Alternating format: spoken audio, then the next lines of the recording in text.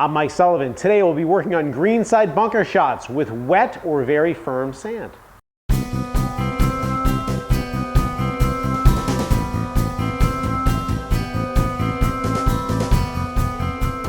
So we're outside near the practice bunker. In a second we're going to go in there and take a look at our lie.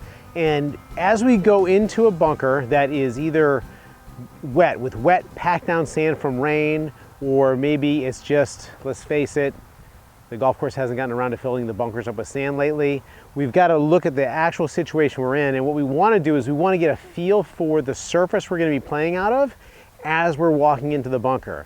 Now today, it's a beautiful day. We haven't had rain in a while, so I actually poured a bunch of water into the bunker to give us that kind of a wet lie, that more compact lie.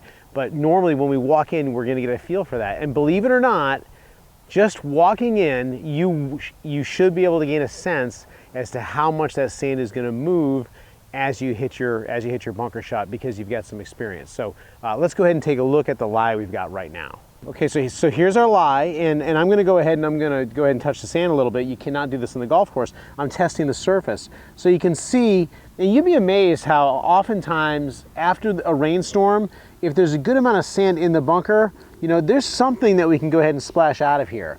As we play this shot, what we want to do is we want to hit the sand. We do not want to hit the ball. Oftentimes when I see people get into a hard bunker situation, what they'll do is they will try to pick that ball and they'll try to hit it like a chip shot.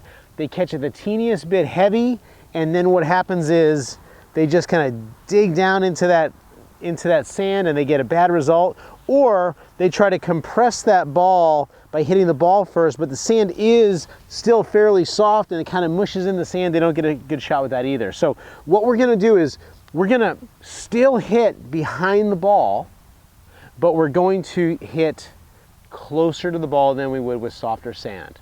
So typically when we're playing a bunker shot that is very soft sand, we can go ahead and we can make contact, an inch and a half, 2 inches behind the ball. In this shot, what I'm going to do is I'm going to make contact much closer to the ball, maybe only an inch or 3/4 of an inch behind the ball.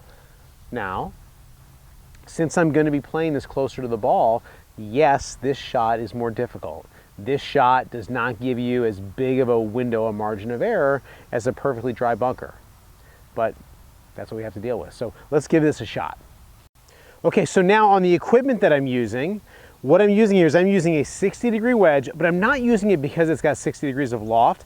I'm using it because it's a very, very low bounce wedge, this particular wedge. So I'm not gonna have to worry about too much of the bounce of the club, making the club strike the hard sand or the wet sand and bounce up into the ball. So let's give this a try. And I'm going to try to make contact really close to the ball here as I get this club moving through. Club face pointing right at the target, weight forward, and I'm going to keep my weight on my front foot.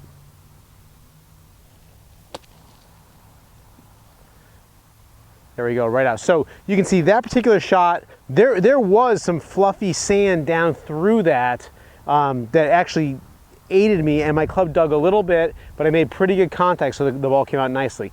Now, here's what we're gonna do. We're gonna go ahead and get rid of a bunch of this sand and see how it works if we're really actually playing on dirt. So let's try it that way. So now what we've done is I've just removed a bunch of the sand, and now there is not a lot of sand there. And this is the type of shot that you would know when you walk in the bunker, you could feel under your feet that you're not really sinking down very much.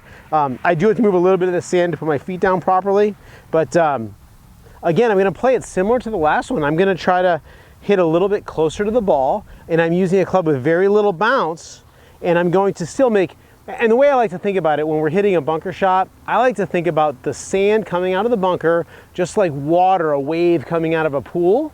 And so now I'm just going to have a smaller amount of sand come out. I'm going to have a smaller wave of sand. And one of the big keys here for me is keeping my weight on my front foot, because that really helps me to be able to hit the spot that I want to hit. If I keep my weight centered in the bunker and I make a weight shift going back and a weight shift through, it's just harder for me to hit my spot. So I really advocate these greenside bunker shots, trying to keep your weight steady and on your front foot. So let's try. I'm going to hit really close to the ball. Let's see if I can get this to come out nicely. There we go. Look at that, all right? And I actually made contact much farther back than I thought I was going to, but it worked out because I didn't go digging down in there too deep, and I didn't get that club to bounce up out of the sand. So, when you're in these bunkers that are short on sand or are wet, don't panic, use less bounce, and try to make contact a lot closer to the ball. If you like this video, go ahead and give us a thumbs up for a like. And if you subscribe to our channel, you'll be notified by email each time that we produce a new instructional video.